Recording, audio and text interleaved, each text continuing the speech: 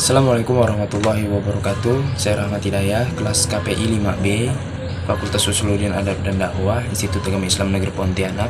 Kali ini kita akan mengulas sedikit mengenai komunikasi politik. Berbicara mengenai komunikasi politik, apa sih itu komunikasi politik? Nah, komunikasi politik adalah komunikasi yang melibatkan pesan-pesan politik, aktor-aktor politik, atau hal yang berkaitan mengenai kekuasaan dan kebijakan pemerintah. Nah, adapun komunikasi politik juga bisa dipahami dengan sesuatu hal yang memerintah atau yang diperintah. Menurut Gabriel Almond, komunikasi politik adalah fungsi yang selalu ada dalam sistem politik. Adapun unsur-unsur politik itu meliputi komunikator politik, pesan politik, saluran dan media politik, sasaran dan target politik, sampai kepada pengaruh dan efek daripada komunikasi politik. Nah, jadi komunikator politik adalah seseorang yang menyampaikan pesan daripada politik.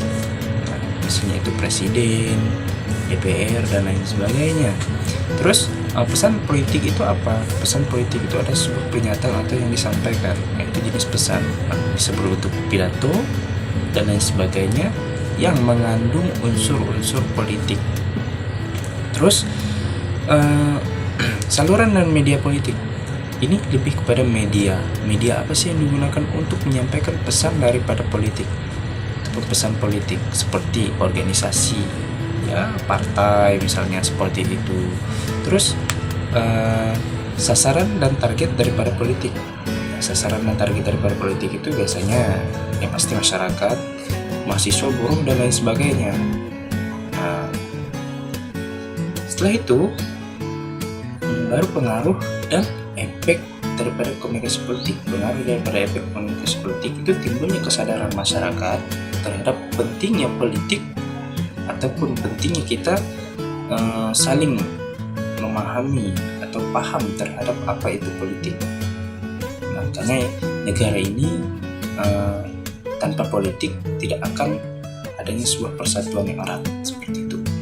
Nah, contohnya misalnya pemilihan umum. Kalau masyarakat tidak berpartisipasi terhadap pemilihan umum, nah itu juga menjadi hal yang besar ataupun masalah yang besar di negara kita seperti itu.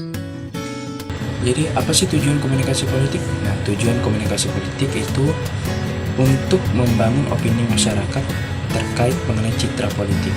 Nah, baik itu citra terkadang baik ataupun buruk, nah itu perlu kita kondisikan. Terkadang di masyarakat ini citra politik itu sangat buruk. Nah, bagaimana kita sebagai orang yang paham mengenai politik itu, kita jelaskan bahwa politik itu tidak semuanya buruk. Nah, itu tujuan daripada komunikasi politik, untuk membangun citra terutama yang baik di mata masyarakat terhadap pandangan mereka mengenai politik.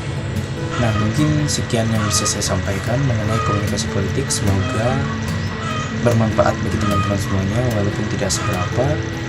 Nah, mungkin mohon maaf jika ada kesalahan kata dan lain sebagainya.